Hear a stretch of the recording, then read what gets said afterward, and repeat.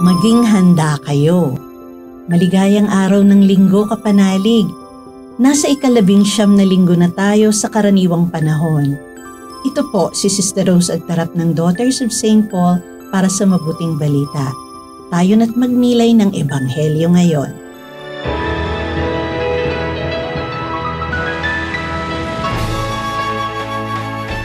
Sinabi ni Jesus sa kanyang mga alagad, "Maghintay kayong bihis at handang maglingkod na may nakasinding mga lampara. Maging tulad kayo ng mga taong naghihintay sa kanilang Panginoon. Pauwi siya mula sa kasalan at agad nilang mabubuksan ang pinto pagdating niya at pagkatok. Mapalad ang mga lingkod na iyon na matatagpo ang naghihintay sa Panginoon pagdating niya.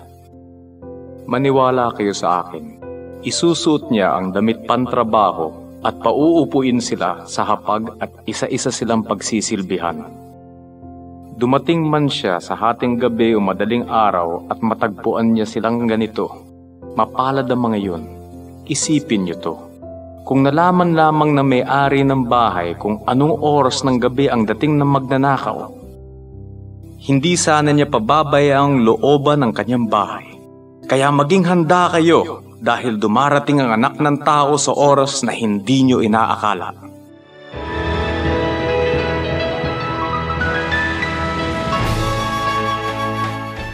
Gising at handa.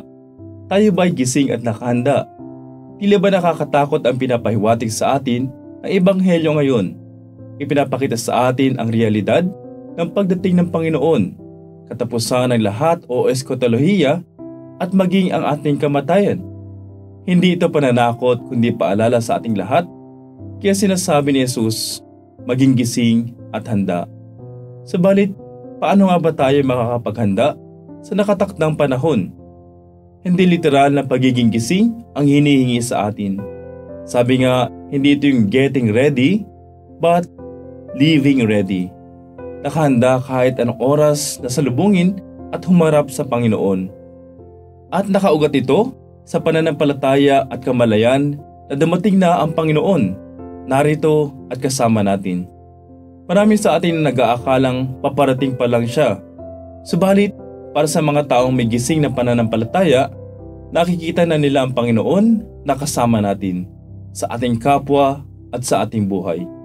Kaya nagsusumikap silang magsabuhay ng aral at katotohanan ng Ebanghelyo. Mga kapanalig, maraming salamat po sa inyong suporta sa aming misyon. Subscribe, like, share, and follow Paulines sa aming social media accounts. Patuloy po kaming humihingi ng inyong tulong upang maipagpatuloy ang programang ito. Maaari po ninyong ipadala ang inyong love offerings at donasyon sa aming donations channels. Makakaasa po kayo na kasamang lagi ang inyong mga intensyon at kahilingan sa aming panalangin araw-araw. Ito pong muli si Sister Rose na nag-aanyaya sa inyong manalangin. Mahal na Birheng Maria, Ina ni Kristo at aming Ina, Ikaw ang pinakamatamis na bunga ng mapanligtas sa tapat na pag-ibig ng Diyos. Iniakyat ka sa langit at doon ay inaawit ang awa ng Ama. Gayunpaman, kaagapay ka pa rin namin sa iyong makainang pagkalinga. O Maria, Ina ng Simbahan, iniakyat ka sa langit na ating tunay na tahanan at iniluklok bilang reyna sa kanang kamay ng iyong anak.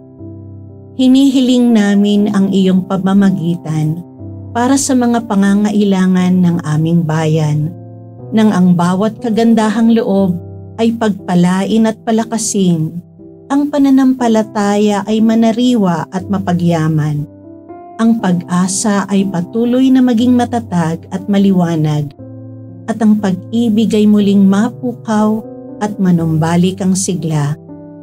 Kami ay nagsusumamo, gabayan mo po kami sa landas ng kabanalan. Maria, aming Ina, balutin mo ang lahat sa iyong pangangalaga at ilapit kami sa iyong minamahal na anak, si Jesucristong aming Panginoon. Amen.